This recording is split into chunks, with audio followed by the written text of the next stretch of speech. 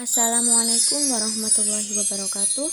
Di sini kami akan menjelaskan tentang kode etik guru. Adapun sub-sub tema yang akan dibahas pada materi kali ini yaitu pertama, pengertian kode etik guru, yang kedua, pengertian kompetensi guru, yang ketiga, isi kode etik guru Indonesia, yang keempat, tujuan kode etik guru, yang kelima, fungsi kode etik guru, yang keenam, tugas guru Indonesia, dan yang ketujuh, 4 kompetensi guru. Pada pembahasan yang pertama, yaitu pengertian kode etik guru. Kode etik guru merupakan pedoman yang mengatur hubungan guru dengan teman kerja, murid dan wali murid, pimpinan dan masyarakat, serta dengan misi tugasnya. Adapun pentingnya hubungan guru dengan teman kerja, yaitu difungsikan sebagai penghubung serta saling mendukung dalam menyukseskan misi dalam mendidik peserta didik. Sedangkan pengertian kode etik guru Indonesia merupakan norma dan asas yang disepakati dan diterima oleh guru-guru Indonesia sebagai pedoman sikap dan perilaku dalam melaksanakan tugas profesi sebagai pendidik, anggota masyarakat, dan warga negara. Kemudian, pada pembahasan yang kedua yaitu tentang pengertian kompetensi guru. Kompetensi guru merupakan sebagai pengetahuan, keterampilan, dan kemampuan yang dikuasai oleh seseorang yang telah menjadi bagian dari dirinya, sehingga ia dapat melakukan perilaku-perilaku kognitif, afektif, dan psikomotorik dengan sebaik-baiknya. Dalam keberhasilan mendidik siswa bukan saja hanya ditentukan oleh sekolah, pola, struktur, dan isi kurikulumnya. Akan tetapi, sebagian besar ditentukan oleh kompetensi guru yang mengajar dan membimbing mereka. Berikut merupakan aspek yang terkandung dalam konsep kompetensi. Yang pertama, pengetahuan. Yang kedua, pemahaman. Yang ketiga, kemampuan. Yang keempat, nilai. Yang kelima, sikap. Dan yang keenam, minat. Aspek yang pertama yaitu aspek pengetahuan. Aspek pengetahuan yaitu kemampuan yang berkaitan dalam bidang kognitif. Misalnya, seorang guru mengetahui teknik-teknik mengidentifikasi kebutuhan siswa dan menentukan strategi pembelajaran yang tepat sesuai dengan kebutuhan siswa. Aspek yang kedua yaitu aspek pemahaman. Aspek pemahaman yaitu kedalaman pengetahuan yang dimiliki setiap individu. Misalnya, guru bukan hanya sekedar tahu tentang teknik mengidentifikasi siswa, tetapi juga memahami langkah-langkah yang harus dilakukan dalam proses identifikasi tersebut. Aspek yang ketiga yaitu aspek kemampuan. Aspek kemampuan merupakan kemampuan individu untuk melaksanakan secara praktik tentang tugas atau pekerjaan yang dibebankan kepadanya.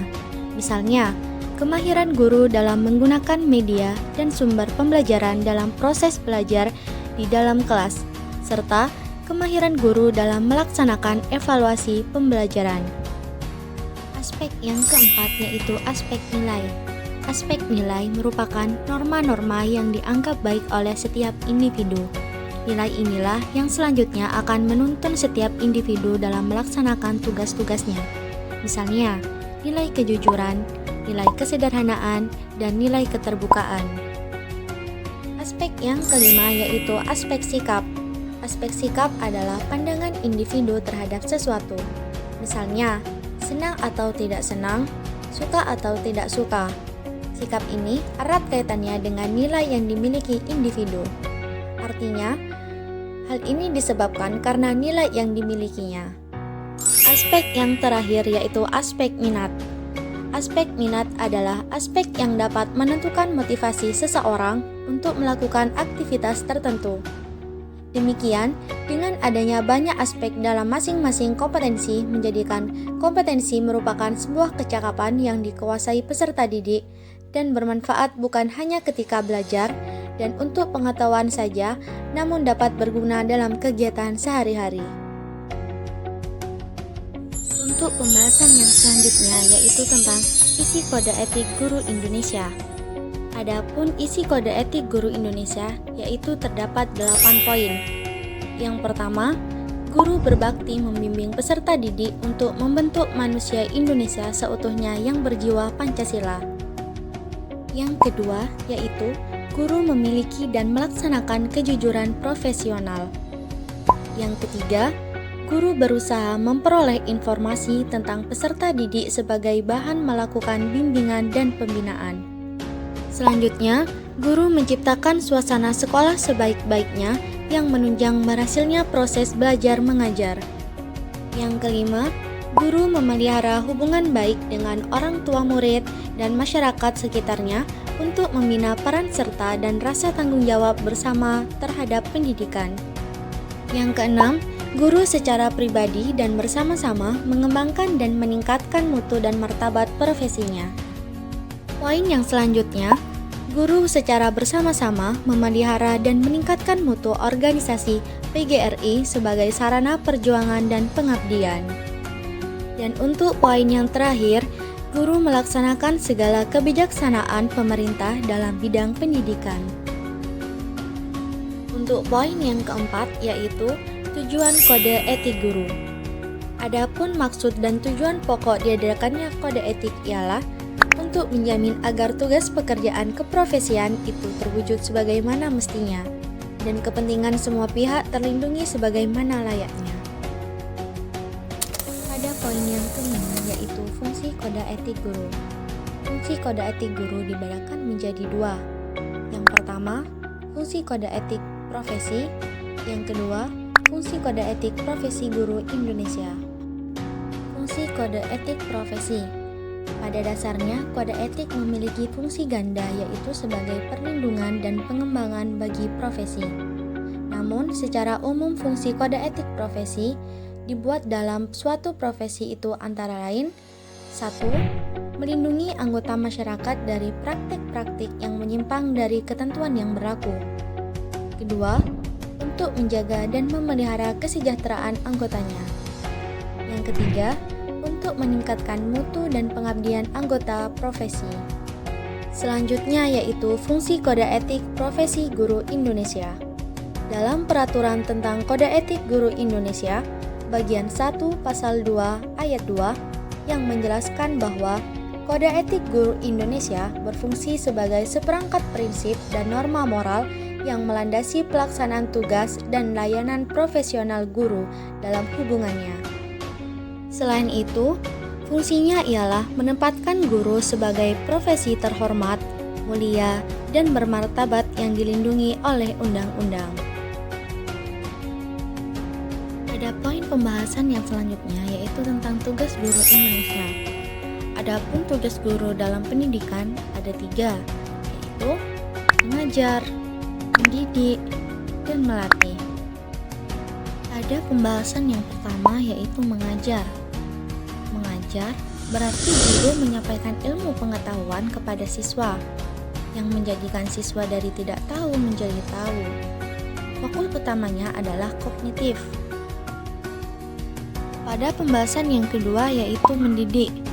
Tugas guru sebagai pendidik merupakan tugas yang dikatakan agak rumit. Tugas mendidik berkaitan dengan sikap dan tingkah laku atau yang disebut dengan afektif yang akan dikembangkan kepada para siswa.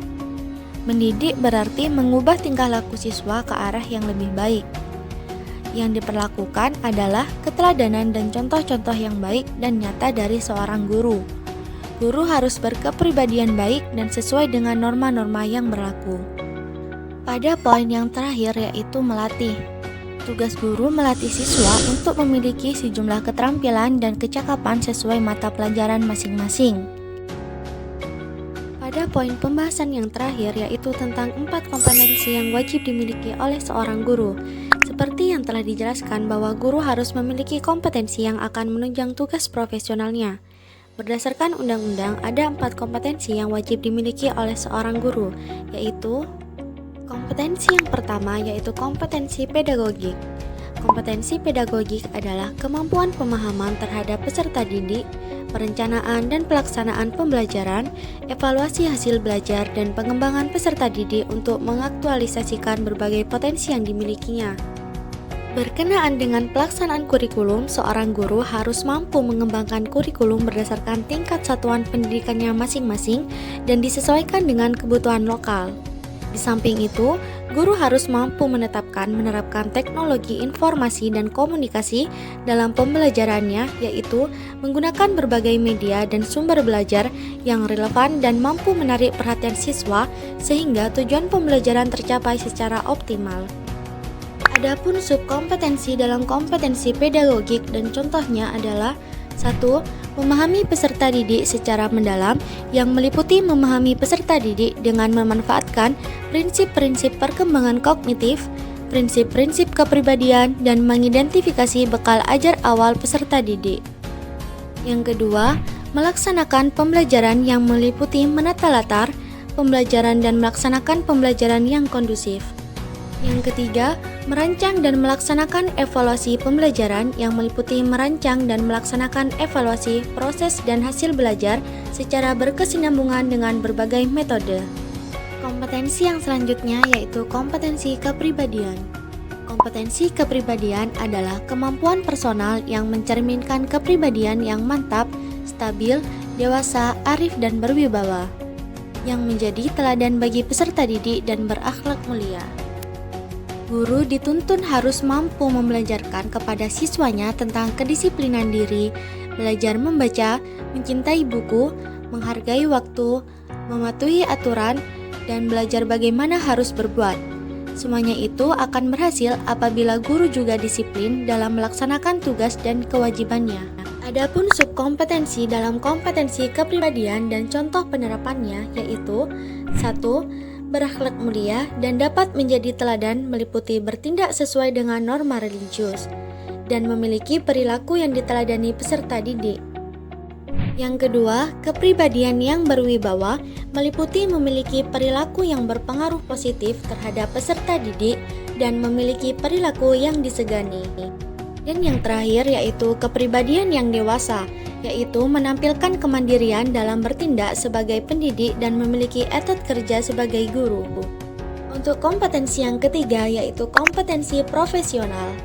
Kompetensi profesional adalah penguasaan materi pembelajaran secara luas dan mendalam yang mencakup penguasaan materi kurikulum mata pelajaran di sekolah dan substansi keilmuan yang menaungi materinya. Dalam penyampaian pembelajaran, guru mempunyai peranan dan tugas sebagai sumber materi yang tidak pernah kering dalam mengelola proses pembelajaran. Kegiatan mengajarnya harus disambut oleh siswa sebagai suatu seni pengelolaan proses pembelajaran yang diperoleh melalui latihan, pengalaman, dan kemauan belajar yang tidak pernah putus. Di dalam pelaksanaan proses pembelajaran, guru harus memperhatikan prinsip-prinsip pembelajaran sebagai ilmu keguruan.